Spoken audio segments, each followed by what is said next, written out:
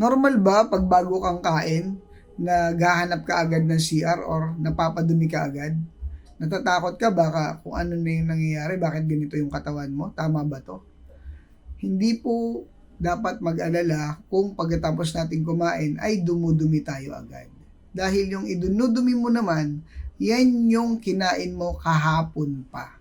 Ibig sabihin natutulak lang. Napakahaba po ng ating digestion, ng ating colon, yung small intestine. May kasama pang large intestine.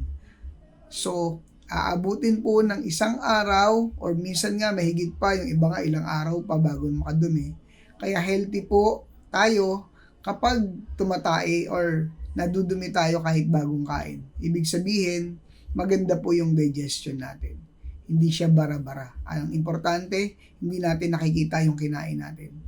Kaya yung kinain mo o yung dinumi mo, kahapon pa po yan.